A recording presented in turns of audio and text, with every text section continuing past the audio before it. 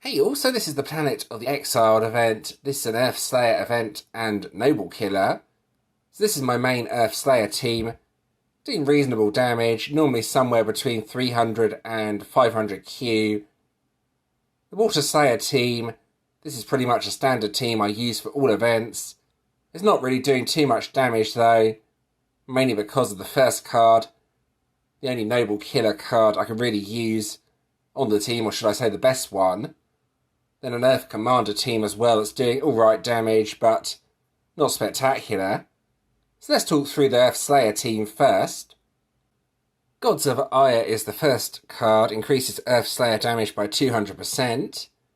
Deep Space Drifters, the event ultimate form, gives the next Earth Slayer to activate their battle skill a 570% damage buff. That goes on Earth and Drakes. Increases self-damage by 150%. It's not the best hitting card, but it's the best one I have for Earth Slayer. Druids of the Feral Heart increases Earth Slayer damage by 255%, but 355% when ambushing. Protectors of Prosperity. This gives a 2000% increase to attack when ambushing. So as you've seen here, there are 2 ambush cards on the team, meaning the team is at its best on the very first turn. Then for the relics, first one here, this is an older chaotic relic. Second one here, an immortal. Just my best relics basically. The N2 though are to break the shields. That breaks all the shields apart from one, so I have another one here as well to finish breaking the shields. Now the Water Slayer team was not very good. As I mentioned, the first card is kind of letting down the team, but I don't have anything better for Water Slayer Noble Killer. I'll talk through the team anyway. This is the first card, Continuum Conservators. You can see here no damage boost on the card apart from a slight increase to self-attack, so it's not very good, but I don't have anything better. Noble Killer, that's Water Slayer. We have Holiday Saints on the team though. That's a good card. Gives any water hero a 500% damage buff. Used to boost up Sovereigns of the Dance. This increases self-damage. Also converts gems. Just generally a really good card. Plus it's 5 pink stars and 5 times awakened. Wings of Valor, another good card. Increases Water Slayer damage by 330%. Then Frontier Titans at the end gives an increase of 130%. Then for the relics, just my best relics of Water Slayer again. You can see here, another immortal relic there. Then we have the first of the Shield Breaker relics. Then the second one here to finish breaking the shields. Now we'll go back to the first team quickly. One thing you can try is putting high performance unit area on the team. It would look something like this. Since Earth and Drakes is Immortal Killer, you could try boosting it up with area. You would need to change the relics as well to make this team work. It would be 2500% versus 2000%, so a slightly higher boost, but would take longer to work. Right, the team is back to what it was before, so let's go across to the Earth Commander team. A reasonable option, but not exactly spectacular. We have only Executioners on this team, increases Earth Commander damage by 235%, plus has a revive on the card. Leporine Liberators gives the next Earth Commander to activate their battle skill a 570% damage buff.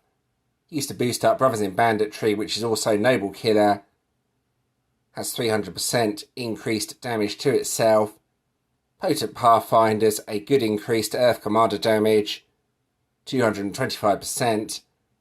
Then Smiths of Refined Fire increases Earth Commander damage by 245%, but goes up when the battle skill is activated up to 400%. And for the relics, nothing too exciting again.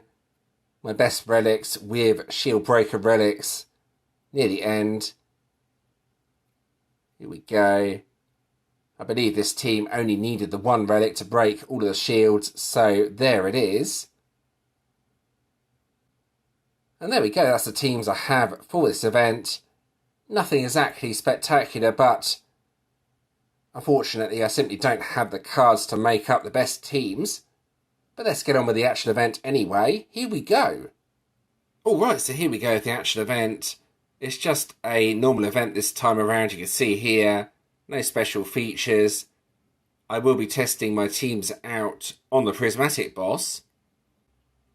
So the bosses have Pierce and Armour this time around. Pierce shouldn't be too much of a problem. Armour can be a little bit harder to deal with though. So let's give this a go with my Earth Slayer team first. So because there's so many ambush cards, the best damage will be on the very first turn.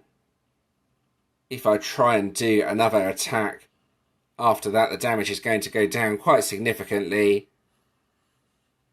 I think left to right is probably the best activation order. All the power gems get upgraded with the middle card, then just carefully match the highest two power gems. So something like that. And then the damage, normally around 300Q. This time around though, it's done a little bit more, 557. Obviously I don't think I will get that sort of damage again from this team as the ambushes have worn off, but I'm going to try anyway. See what Pierce does. Oh, Pierce was removed on quite a few of the cards. There's just the one Pierce remaining, and that shouldn't cause me too many problems. This is what I want to see though, the damage without the ambush skills. It won't be anywhere near as good, but I'm curious to see what it's like. No loose power gems either. This is going to be a terrible hit. Yeah, that's 43. Yeah, this team is only really suitable on the very first turn. Okay, so now for my Water Slayer team. I don't think this will do that much damage. I'm forced to use a Noble Killer card. That kind of messes up the team. I'll give it a try anyway, though.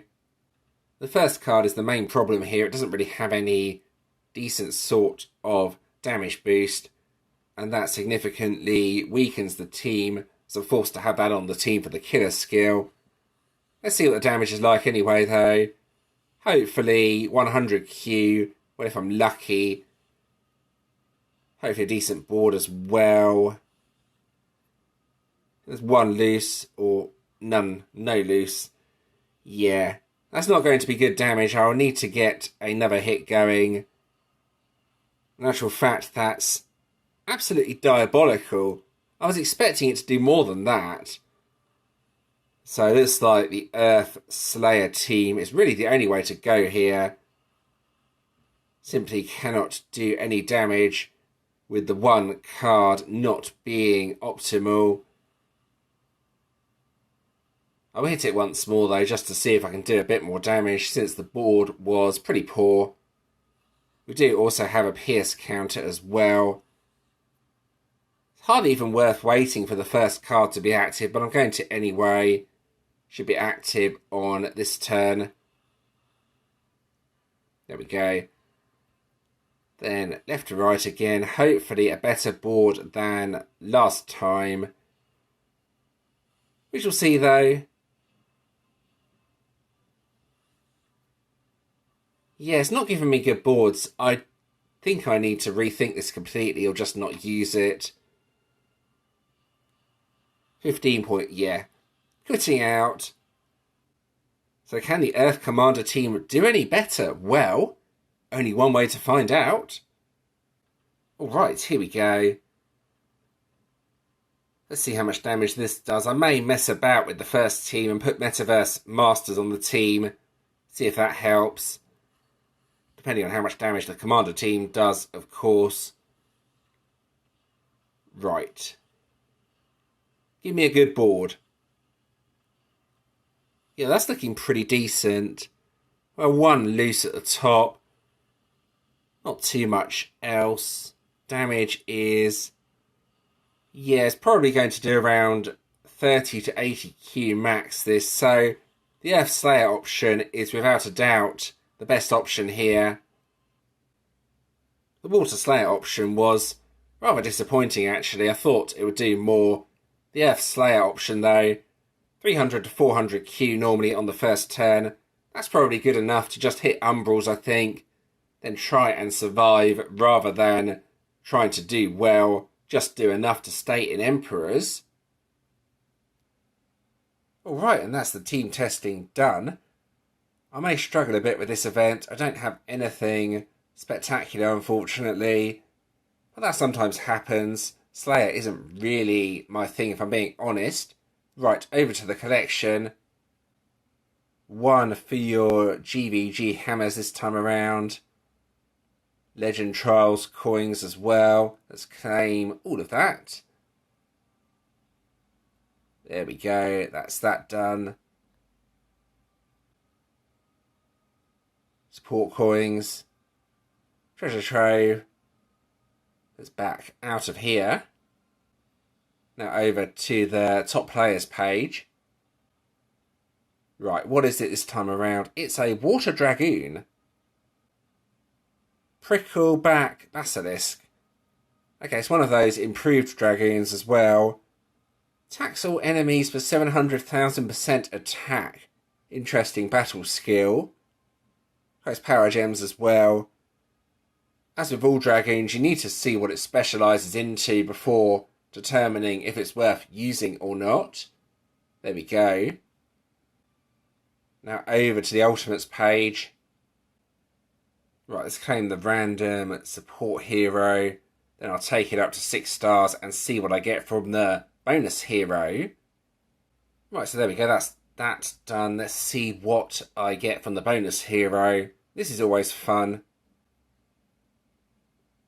There we go. Oh, Jack First. That's an old Fennec card, I believe. Right, let's scroll up and have a look at the ultimate form.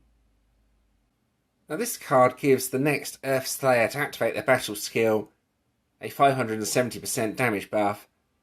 This will almost definitely be the best card, or best ultimate form should I say, from the season, and will pretty much be essential for many Earth Slayer events after this, so definitely one I highly recommend getting. The passives, the cleanses 2 enemy debuffs, that's quite useful. It has a reduced damage buff as well, you can see here. There we go, that's what it is anyway. Now if you can't get the ultimate form, I'd highly recommend just getting the card with the damage boost. That would be the one here, Planetary Pioneer. You can see has the cleanse and the 570% damage buff, so all of the important skills are on that card. And there we go, I'm pretty much done with this video. I hope you found that interesting and helpful. As always, if you do have any questions or suggestions regarding this, please let me know in the comments and I'll do my best to help. If you did enjoy this video, please do give it a like and subscribe to the channel. Subscribing is always very much appreciated. I've included a previous video on the screen, plus a playlist. Plus you can also subscribe from here if you want to. And thanks for watching.